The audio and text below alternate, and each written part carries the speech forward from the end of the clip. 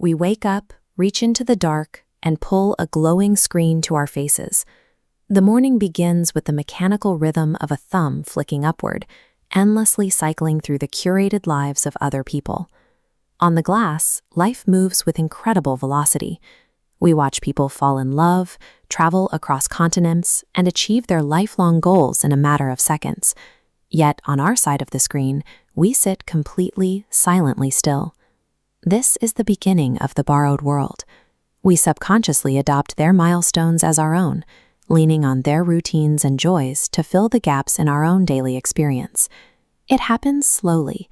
We stop merely observing these strangers and start feeling a genuine sense of closeness. We become emotional participants in a timeline that doesn't belong to us, imagining details and stories for people we've never met. This continuous consumption functions as a stealthy substitution. We trade our limited physical hours for their digital ones, spending our time on their experiences instead of our own.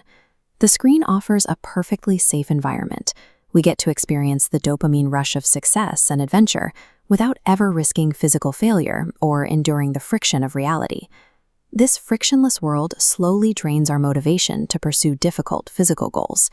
When you can feel the satisfaction of achievement simply by watching another person succeed, the effort required to build your own life starts to feel unnecessary.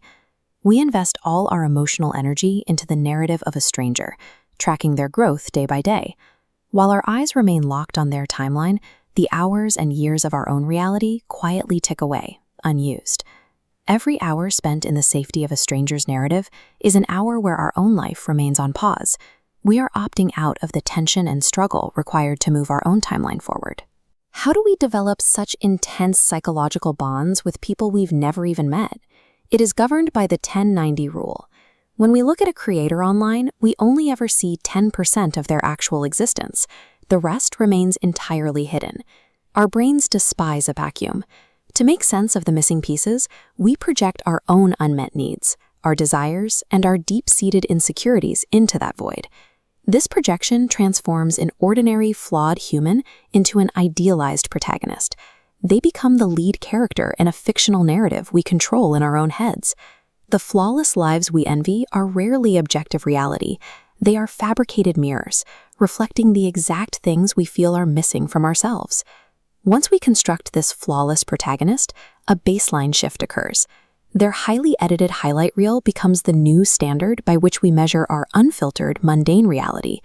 This creates a persistent shadow of comparison.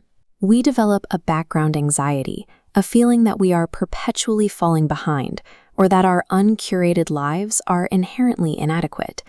To bridge the gap, we begin acting. We adopt the aesthetics and values we borrowed from the screen, putting on a curated mask to show the world a version of ourselves that looks correct. Wear the mask long enough, and the boundaries begin to blur. We slowly lose the ability to distinguish between what we genuinely desire and the character we've been playing for the benefit of others.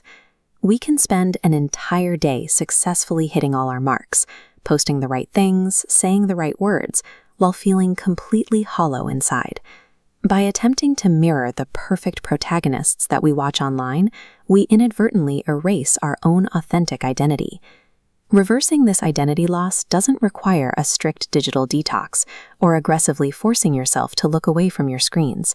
We can start by redefining the people who trigger our envy. These figures act as messengers. Looking past the surface of their success reveals the specific parts of ourselves they are reflecting back at us.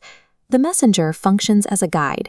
The specific traits that trigger our admiration are actually signals from our own suppressed needs, pointing directly to the parts of ourselves calling for attention. This realization breaks the illusion of perfection. The person on the screen returns to being an ordinary, flawed human being, and the heavy weight of comparison finally begins to lift. Recognizing the messenger allows us to stop measuring our self-worth against their highlights. Instead, we can use their presence to map out exactly what we need to build for ourselves.